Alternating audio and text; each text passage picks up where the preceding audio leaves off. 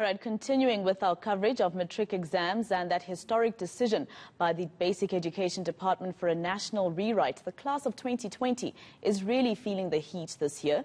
Having had school disrupted by the COVID-19 pandemic, they now have another hurdle to cross rewriting leaked exam papers. The decision by the Department of Basic Education has not been well received by the South African Democratic Teachers Union.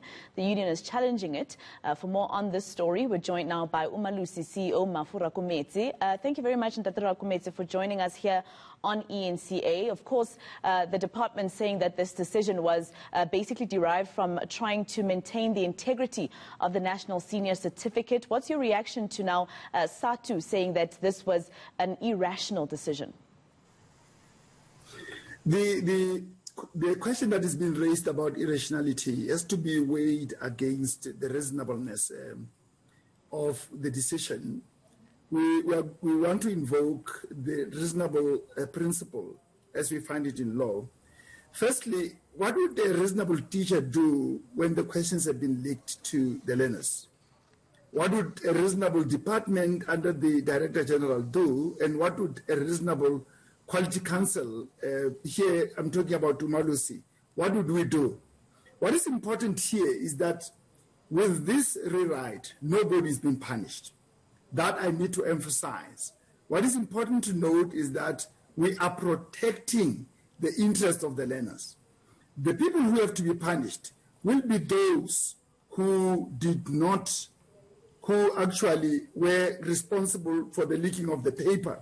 Those are the people who have to be punished. But there are learners, Dr. Rakometsi.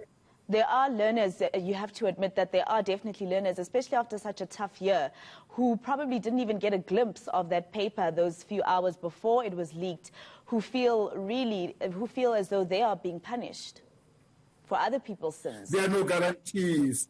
There are no guarantees that they didn't have access to the paper. You would know that anything that is accessible on WhatsApp can spread throughout the country within seconds. So there are no guarantees. We're saying we want to protect the integrity of these examinations, and nobody's been punished as yet. The people will be punished once we have identified the source of the leak and the people who actually planned this leakage of papers. Those will be punished. But as for now, we are protecting the learners with the protection of the integrity of this examination. And Dr. Rakometsi, what will this mean admin-wise in terms of the Matric results, the date that was promised for pupils to get their marks, and then the ramification, of course, in terms of getting into varsity? What does it mean with admin? The plans remain as they are. Hence, I want to make an appeal to the learners not to focus on the debates that are going on now about whether they're going to write or rewrite. The advice I want to give them is to start preparing themselves for this examination that is going to happen on the 15th and the 17th of December. And then the timetable as set out by the department for the release of the examinations is not going to be disturbed. Where it is going to be disturbed is if the department would have to change the dates of the 15th of December and the 17th of December. Then we'll be looking for trouble in terms of the timetabling of the release of the results and the announcement of the results. As things stand now, everything still stays the same. Now, there have been leaks before in South Africa. This is, of course, not the first time. But the difference here is that decision for a national rewrite. Why this decision this time? What was different with this leak that made that decision come about? And were you consulted as Umalusi by the department? We are consulted with every decision that happens with any irregularity. What is different with the leaks that happened in the past with this one is that the leaks that happened in the past were contained in one area. We could test the system and be able to say this is confined to this town or to this province, and then we take remedial measures affecting only that province. In this instance, we've got evidence that the paper spread throughout the country in the 9 provinces.